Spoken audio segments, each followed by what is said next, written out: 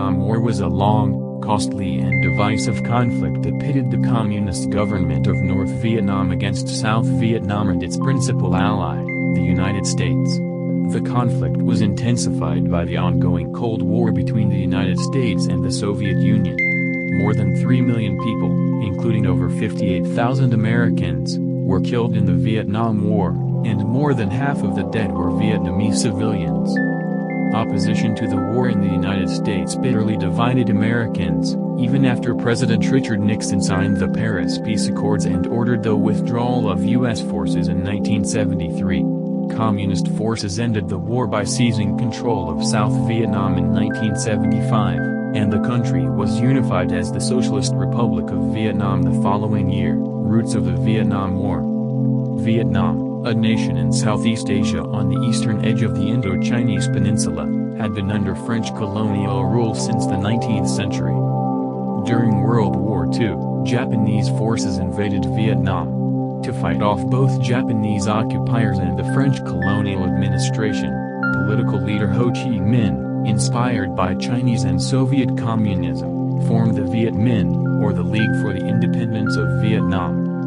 Following its 1945 defeat in World War II, Japan withdrew its forces from Vietnam, leaving the French-educated Emperor Bao Dai in control. Seeing an opportunity to seize control, Ho's Viet Minh forces immediately rose up, taking over the northern city of Hanoi and declaring a Democratic Republic of Vietnam, DRV, with Ho as president.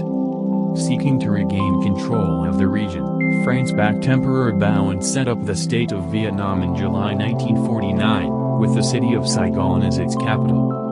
Both sides wanted the same thing, a unified Vietnam. But while Ho and his supporters wanted a nation modeled after other communist countries, Bao and many others wanted a Vietnam with close economic and cultural ties to the West. When did the Vietnam War start? The Vietnam War and active U.S. involvement in the war began in 1954, though ongoing conflict in the region had stretched back several decades. After Ho's communist forces took power in the north, armed conflict between northern and southern armies continued until the northern Viet Minh's decisive victory in the Battle of Dien Bien Phu in May 1954. The French loss at the battle ended almost a century of French colonial rule in Indochina. The subsequent treaty signed in July 1954 at a Geneva conference split Vietnam along the latitude known as the 17th parallel, 17 degrees north latitude, with Ho in control in the north and Bao in the south. The treaty also called for nationwide elections for reunification to be held in 1956. In 1955, however, the strongly anti-communist politician Ngo Dinh Diem pushed Emperor Bao aside to become president of the government of the Republic of Vietnam, GVN, often referred to during that era as South Vietnam, the Viet Cong. With the Cold War intensifying worldwide, the United States hardened its policies against any allies of the Soviet Union, and by 1955 President Dwight D. Eisenhower had pledged his firm support to Diem and South Vietnam. With training and equipment from American military and the CIA, Diem security forces cracked down on Viet Minh sympathizers in the South, whom he derisively called Viet Cong, or Vietnamese communists, arresting some 100,000 people, many of whom were brutally tortured and executed. By 1957, the Viet Cong and other opponents of Diem's repressive regime began fighting back with attacks on government officials and other targets, and by 1959 they had begun engaging the South Vietnamese army in firefights. In December 1960, Diem's many opponents within South Vietnam, both communist and non-communist, formed the National Liberation Front, NLF, to organize resistance to the regime. Though the NLF claimed to be autonomous and that most of its members were not communists, many in Washington assumed it was a puppet of Hanoi, domino theory. A team sent by President John F. Kennedy in 1961 to report on conditions in South Vietnam advised a buildup of American military, economic and technical aid in order to help Diem confront the Viet Cong threat. Working under the domino theory, which held that if one Southeast Asian country fell to communism, many other countries would follow, Kennedy increased U.S. aid, though he stopped short of committing to a large-scale military intervention. By 1962, the U.S. military presence in South Vietnam had reached some 9,000 troops, compared with fewer than 800 during the 1950s. Gulf of Tonkin. A coup by some of his own generals succeeded in toppling and killing Diem and his brother, Ngo Dinh Nu, in November 1963, 3 weeks before Kennedy was assassinated in Dallas, Texas. The ensuing political instability in South Vietnam persuaded Kennedy's successor, Lyndon B. Johnson, and Secretary of Defense Robert McNamara to further increase U.S. military and economic support. In August of 1964, after DRV torpedo boats attacked 2 U.S. destroyers in the Gulf of Tonkin, Johnson ordered the retaliatory bombing of military targets in North Vietnam. Congress soon passed the Gulf of Tonkin Resolution, which gave Johnson broad war-making powers, and U.S. planes began regular bombing raids, codenamed Operation Rolling Thunder, the following year. The bombing was not limited to Vietnam. From 1964 to 1973, the United States covertly dropped 2 million tons of bombs on neighboring, neutral Laos during the CIA-led secret war in Laos. The bombing campaign was meant to disrupt the flow of supplies across the Ho Chi Minh Trail into Vietnam and to prevent the rise of the Pathet Lao, or Lao Communist forces. The U.S. bombings made Laos the most heavily bombed country per capita in the world. In March 1965, Johnson made the decision, with solid support from the American public, to send U.S. combat forces into battle in Vietnam. By June, 82,000 combat troops were stationed in Vietnam, and military leaders were calling for 175,000 more by the end of 1965 to shore up the struggling South Vietnamese army. Despite the concerns of some of his advisors about this escalation, and about the entire war effort amid a growing anti-war movement, Johnson authorized the immediate dispatch of 100,000 troops at the end of July 1965 and another 100,000 in 1966. In addition to the United States, South Korea, Thailand, Australia and New Zealand also committed troops to fight in South Vietnam, albeit on a much smaller scale. William Westmoreland. In contrast to the air attacks on North Vietnam, the U.S.-South Vietnamese war effort in the South was fought primarily on the ground, largely under the command of General William Westmoreland, in coordination with the government of General Nguyen Van Thieu in Saigon. Westmoreland pursued a policy of attrition, aiming to kill as many enemy troops as possible rather than trying to secure territory. By 1966, large areas of South Vietnam had been designated as free fire zones, from which all innocent civilians were supposed to have evacuated and only enemy remained. Heavy bombing by B-52 aircraft or shelling made these zones uninhabitable, as refugees poured into camps in designated safe areas near Saigon and other cities. Even as the enemy body count, at times exaggerated by U.S. and South Vietnamese authorities, mounted steadily, DRV and Viet Cong troops refused to stop fighting, encouraged by the fact that they could easily reoccupy lost territory with manpower and supplies delivered via the Ho Chi Minh Trail through Cambodia and Laos. Additionally, supported by aid from China and the Soviet Union, North Vietnam strengthened its air defenses. Vietnam War protests. By November 1967, the number of American troops in Vietnam was approaching 500,000, and U.S. casualties had reached 15,058 killed and 109,527 wounded. As the war stretched on, some soldiers came to mistrust the government's reasons for keeping them there, as well as Washington's repeated claims that the war was being won. The later years of the war saw increased physical and psychological deterioration among American soldiers, both volunteers and draftees, including drug use, post-traumatic stress disorder, PTSD, mutinies and attacks by soldiers against officers and non-commissioned officers.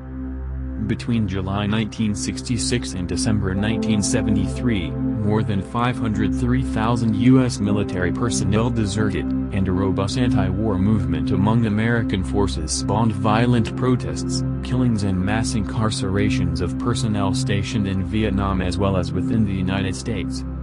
Bombarded by horrific images of the war on their televisions, Americans on the home front turned against the war as well. In October 1967, Some 35,000 demonstrators staged a massive Vietnam War protest outside the Pentagon. Opponents of the war argued that civilians, not enemy combatants, were the primary victims and that the United States was supporting a corrupt dictatorship in Saigon. Tet Offensive.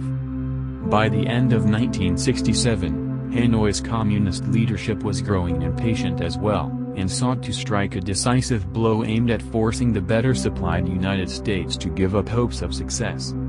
On January 31, 1968, some 70,000 DRV forces under General Vo Nguyen Giat launched the Tet Offensive, named for the Lunar New Year, a coordinated series of fierce attacks on more than 100 cities and towns in South Vietnam.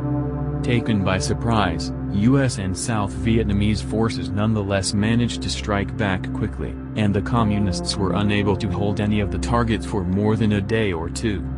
Reports of the Tet Offensive stunned the U.S. public, however, especially after news broke that Westmoreland had requested an additional 200,000 troops, despite repeated assurances that victory in the Vietnam War was imminent. With his approval ratings dropping in an election year, Johnson called a halt to bombing in much of North Vietnam, though bombings continued in the south, and promised to dedicate the rest of his term to seeking peace rather than re-election. Johnson's new tack, laid out in a March 1968 speech, met with a positive response from Hanoi, and peace talks between the U.S. and North Vietnam opened in Paris that May. Despite the later inclusion of the South Vietnamese and the NLF, the dialogue soon reached an impasse, and after a bitter 1968 election season marred by violence, Republican Richard M. Nixon won the presidency. Vietnamization. Nixon sought to deflate the anti-war movement by appealing to a silent majority of Americans who he believed supported the war effort. In an attempt to limit the volume of American casualties, he announced a program called Vietnamization, withdrawing U.S. troops, increasing aerial and artillery bombardment and giving the South Vietnamese the training and weapons needed to effectively control the ground war. In addition to this Vietnamization policy, Nixon continued public peace talks in Paris, adding higher-level secret talks conducted by Secretary of State Henry Kissinger beginning in the spring of 1968. The North Vietnamese continued to insist on complete and unconditional U.S. withdrawal, plus the ouster of U.S.-backed General Nguyen Van Thu, as conditions of peace, however, and as a result the peace talks stalled. My Lai Massacre. The next few years would bring even more carnage, including the horrifying revelation that U.S. soldiers had mercilessly slaughtered more than 400 unarmed civilians in the village of My Lai in March 1968. After the My Lai massacre, anti-war protests continued to build as the conflict tore on. In 1968 and 1969, there were hundreds of protest marches and gatherings throughout the country. On November 15, 1969, the largest anti-war demonstration in American history took place in Washington, D.C., as over 250,000 Americans gathered peacefully, calling for withdrawal of American troops from Vietnam. The anti-war movement, which was particularly strong on college campuses, divided Americans bitterly. For some young people, the war symbolized a form of unchecked authority they had come to resent. For other Americans, opposing the government was considered unpatriotic and treasonous. As the first U.S. troops were withdrawn, those who remained became increasingly angry and frustrated, exacerbating problems with morale and leadership. Tens of thousands of soldiers received dishonorable discharges for desertion, and about 500,000 American men from 1965-73 became draft dodgers, with many fleeing to Canada to evade conscription. Nixon ended draft calls in 1972, and instituted an all-volunteer army the following year. Kent State shooting. In 1970, a joint U.S. South Vietnamese operation invaded Cambodia, hoping to wipe out DRV supply bases there. The South Vietnamese then led their own invasion of Laos, which was pushed back by North Vietnam. The invasion of these countries, in violation of international law, sparked a new wave of protests on college campuses across America. During one, on May 4, 1970, at Kent State University in Ohio, National Guardsmen shot and killed 4 students. At another protest 10 days later, 2 students at Jackson State University in Mississippi were killed by police. By the end of June 1972, however, after a failed offensive into South Vietnam, Hanoi was finally willing to compromise. Kissinger and North Vietnamese representatives drafted a peace agreement by early fall, but leaders in Saigon rejected it, and in December Nixon authorized a number of bombing raids against targets in Hanoi and Haiphong. Known as the Christmas bombings, the raids drew international condemnation. The Pentagon Papers, a top-secret Department of Defense study of U.S. political and military involvement in Vietnam from 1945 to 1967, was published in the New York Times in 1971, shedding light on how the Nixon administration ramped up conflict in Vietnam. The report, leaked to the Times by military analyst Daniel Ellsberg, further eroded support for keeping U.S. forces in Vietnam. When did the Vietnam War end?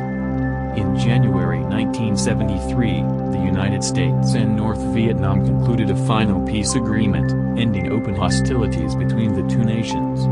War between North and South Vietnam continued, however, until April 30, 1975, when DRV forces captured Saigon, renaming it Ho Chi Minh City. Ho himself died in 1969.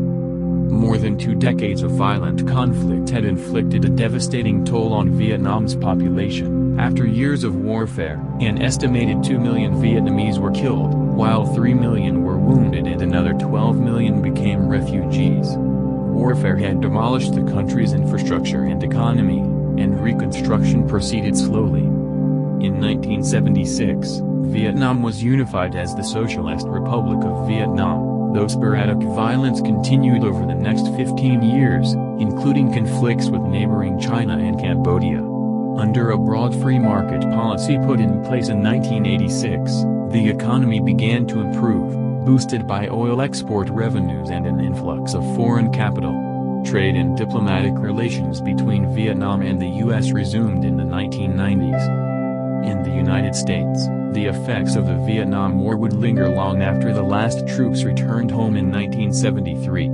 The nation spent more than $120 billion on the conflict in Vietnam from 1965-73. This massive spending led to widespread inflation, exacerbated by a worldwide oil crisis in 1973 and skyrocketing fuel prices.